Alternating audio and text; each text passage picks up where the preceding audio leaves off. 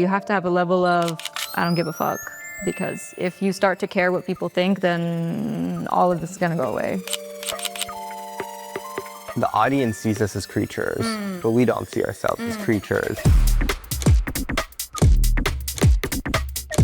Some people think it looks beautiful, some people don't, and that's the joy of beauty, you know, beauty's in the eye of the beholder, they say, and some people have taste and others don't.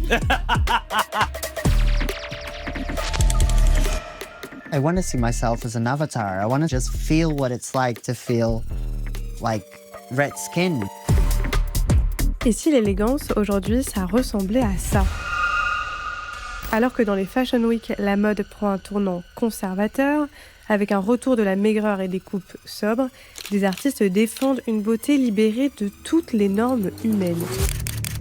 Créateurs, photographes et performeurs remodèlent leur apparence en s'inspirant du cinéma fantastique ou de la culture gothique. L'objectif, exprimer leur singularité, même dans ses facettes les plus sombres.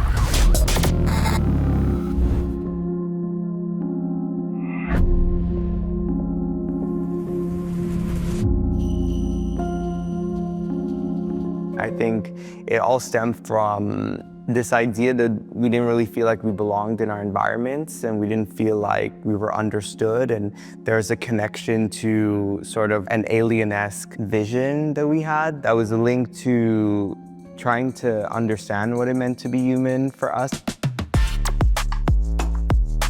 On a retrouvé les Canadiens Anna Rose Dalton et Steven Raj Bhaskaran en plein préparatif pour leur défilé automne-hiver 2026. Le duo, qui s'est rencontré en école de mode, a d'abord explosé sur Instagram avec ses looks dérangeants, avant de fonder sa marque au nom évocateur, Matières Fécales. There's a lot of people around the world that really resonate with the brand name because I think people are tired of the bullshit in fashion, which is a space that is really all about perfection.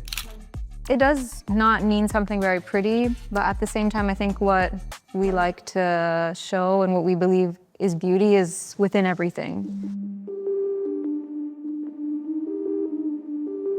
Matières Fécales, c'est depuis 2025 une maison de couture installée à Paris, mais au départ, c'était plutôt des créations upcyclées, pensées contre le gaspillage dans la mode. We were making everything ourselves. We were creating upcycled pieces. So we were taking things from the street even that we'd see like in garbage cans or whatever. And, you know, we would wash it, transform it, deconstruct it, and turn maybe a leather jacket into like a beautiful couture dress. And in the end, to be honest, for us, we had to stop because it sort of limited our creativity. Dora, how are you? Good to see you. Can I see you? Yeah. A lot of structure.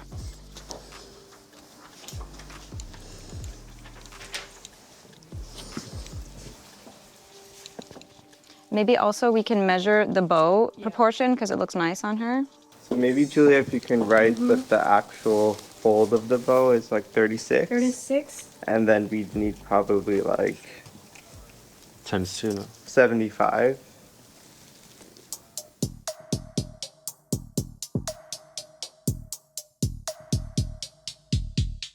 Matières Fécales oscille entre des inspirations punk et des références très classiques. Charles James, who is a really big influence in us, and he was also an architect, designer. He was an American couturier. A lot of the draping that he did was actually very similar to this. It was more straightforward, but we did kind of like a twist on that. So it's really taking sort of these codes of French couture and garment making, but also doing it in our way. And this is like a technique that is always a part of our shows, this pleating technique. You can extend, you can pull, you can distort. And it's really distortion that is our favorite tool to create. Depuis ses débuts, le duo est proche de l'États-Unien Rick Owens, connu pour ses silhouettes androgynes et ses mises en scène quasi rituelles. Il s'inspire aussi de celui qu'on surnomme l'enfant terrible de la mode britannique, Alexander McQueen. McQueen really also helped us see beauty in a different way and see fashion in a different way. I think that gave us the opportunity to understand that there is a way to create from this form of beauty. And the darkness also. I think McQueen was really good at translating darkness into something beautiful. The debut show is called The Other because that is how we've been perceived. That's how a lot of people who don't fit into society, that's how they're perceived and how they're treated, sort of dehumanized a little bit. Pour incarner cette vision d'une beauté hors norme, Steven et Anna font défiler des mannequins, mais aussi leurs proches, artistes ou activistes. This is who we are. The people that were on the run and our friends. They're our chosen family. Our perception of beauty really is limitless and also channels sort of the layers that maybe are more vulnerable for people that we find very beautiful.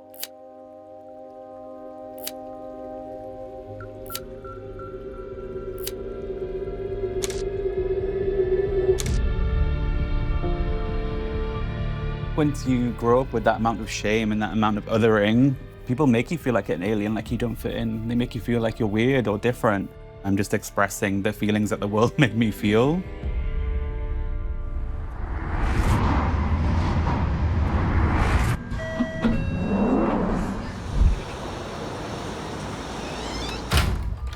Hello. No, I was. I'm joking, come in.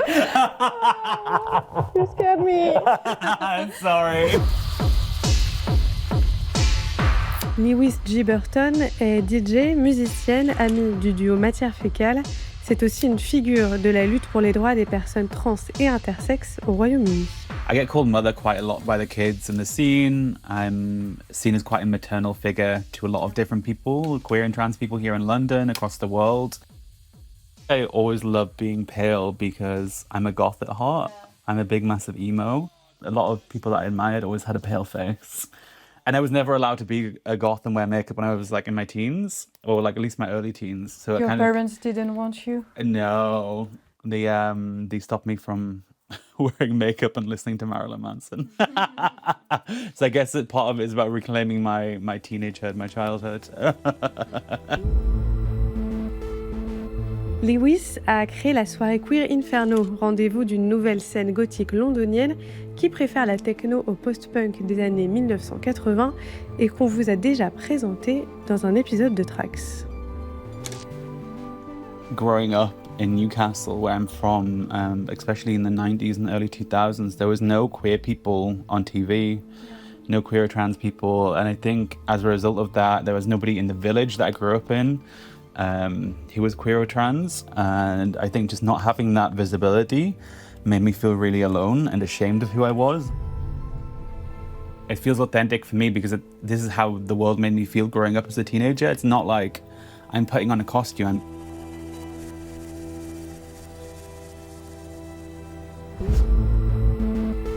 Au-delà des shootings et des défilés, Steven et Anna ont fait de ce look d'alien un mode de vie et d'expression au quotidien. The society in general sometimes sees it as non-human. I feel like for me, like I've always had an issue with that because it makes it seem like it's not real. It makes it seem like a creature is down here, a human is here. Ce style reste minoritaire, mais il infuse dans la pop culture. La preuve, les chanteuses FKA Twigs et Lady Gaga sont habillées par Matières Fécales. We had a huge following in the early days also. Nobody wanted to work with us or report on us or whatever because I think they didn't see it as beautiful. I think it was actually only through our social media power, which is true, the people who were adopting the same aesthetic as us. It was only seeing the power of that when I think people started connecting to that, which is totally understandable because it's new. It's not like I'm just putting random things in a picture and posting it. I think there is beauty in the ugly, and I think it's just time for me to accept it fully. Diffusée sur les réseaux sociaux, cette esthétique inspire des créateurs bien au-delà de la Fashion Week. Deville, artiste portugaise installée à Southampton, en Grande-Bretagne, poste sur Instagram des autoportraits très retouchés et complètement surnaturels. I was very restricted growing up. I was mostly in my room all the time. I wasn't hiding. I think that was my way to sort of prepare everyone for maybe someday if I start like doing what I really want, they won't be as shocked. Like what? Like now. Deville a édité son propre livre et posé pour un magazine de mode. Son petit ami l'aide à se préparer et prend les photos. Seeing all my creatures like put together, it's a very like proud and surreal moment for me just because they're all me. I try to say something with each and every one of them. I don't even recognize myself when I look in the mirror. It's just, wow. You know, it takes me to another world. And that's the place that I like. It's that fairy tale that I try to create for me and for people, I think. Is it a self-portrait? No, I think before I did my makeup, I did a lot of creatures. And then I just thought, well, I'm gonna change the canvas, and instead of putting it on paper, I'm gonna try become them. I have Chihiro tattooed in my arm. Yeah. Because she was so lost in that world. And that's kind of how I've always felt. As a kid, it was definitely Miyazaki, like Spirited Away, Howl's the Moving Castle. Yeah. They were like key in growing up, I think. But then I quickly turned to like Tim Burton, to Guillermo del Toro.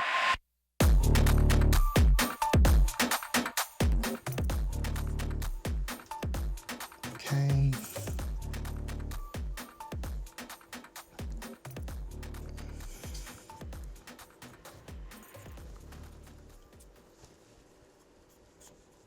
What's the inspiration behind this look? Just dark. I think dark lady. Dark lady. Yeah. Like a countess? Always a countess.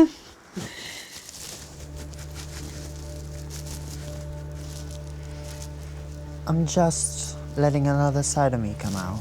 And I think the funny thing is like when I put these things on that people usually consider ugly or, you know, this is when I have to feel the most beautiful.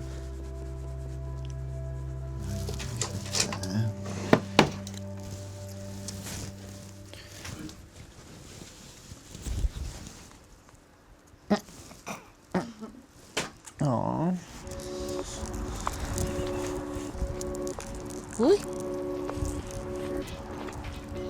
Oh, that's so nice. Look at that.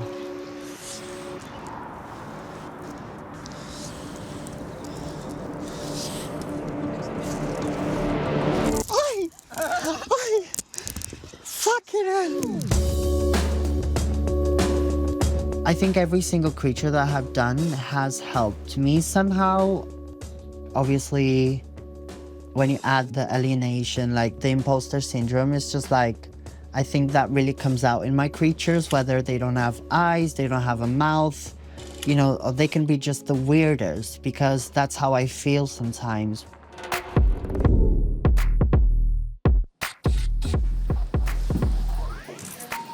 Sorry, it's always very slow going up the stairs for me. So this is our upcoming collection called the 1%. Interestingly enough, I've been drawing Hannah even before I met her. So I've been drawing this like that since I was super young, since I was like 11. Hannah grew up in the most wealthiest neighborhood in Montreal, and I grew up in the poorest neighborhood in Montreal. This is actually my perspective of what wealth looked like from my environment. You know, I was growing up in like, we were living in low-income housing with my mom, who's a single POC woman, and there's cockroaches everywhere, and like all I had was my sketchbook. So when I met Hannah, she was like, I would say 90% a closeted freak. And then for me, I think it was like 90% I was putting myself out there, but maybe there was a 10% of me that was restricted. It was clear that we had the same intention and we were soulmates. Okie dokie. Well, we should introduce Gabriel. So Gabriel is our hair master, and for some reason you did hair and it just worked so well, even though we're bald.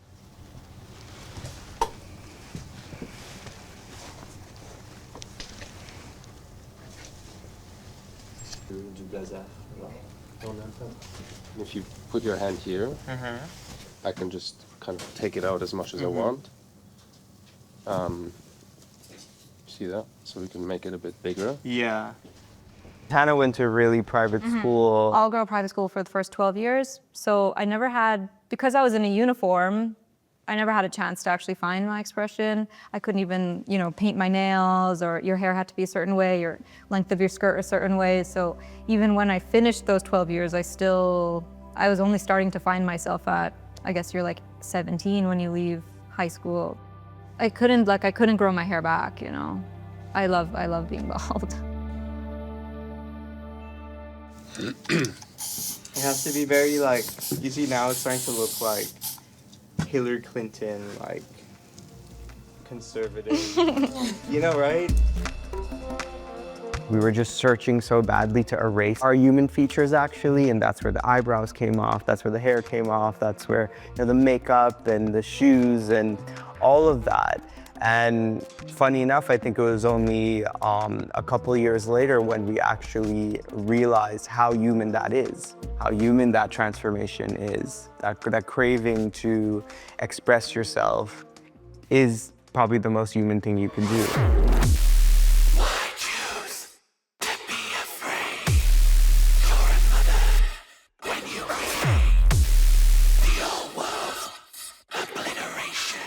My latest music video, Mother's Milk, I wrote it as a spell as an incantation of choosing yourself and creating yourself each day and giving birth to yourself each day. And I think that kind of monstrousness is actually me just holding up a mirror back to society and back to the people that made me feel like a monster,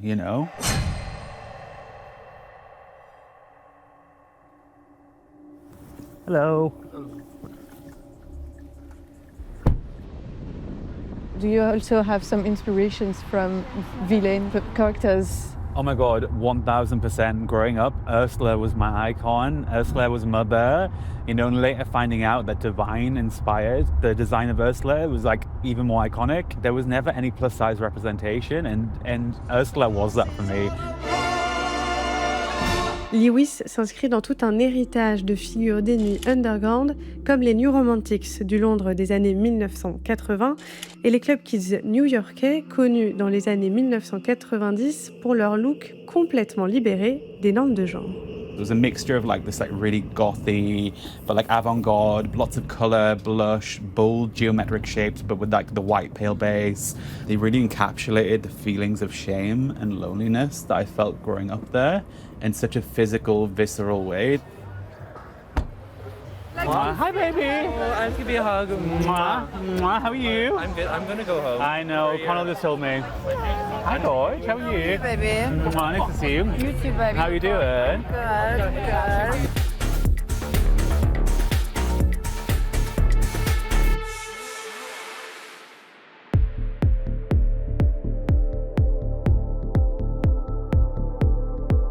You transform this pain and this shame into something really glorious and empowering, and it teaches your body, your nervous system, that it's safe to be celebrated, it's safe to be seen, and it's safe to be loved. Lewis, elle dévie les matières fécales ne se voient ni comme des monstres, ni comme des aliens. Elles font de leur apparence une forme d'expression intime et artistique à part entière. Leur vision du beau étrange, parfois dérangeante, vient aujourd'hui infusée dans le mainstream. Elle repousse les limites du corps humain pour nous inciter à côtoyer notre propre étrangeté. I don't feel like a creature. I think I'm more human than most human beings. I choose authenticity every single day. I feel the width and the breadth of what it means to be human. I experience it all through joy and grief and pain and happiness and elation and expression.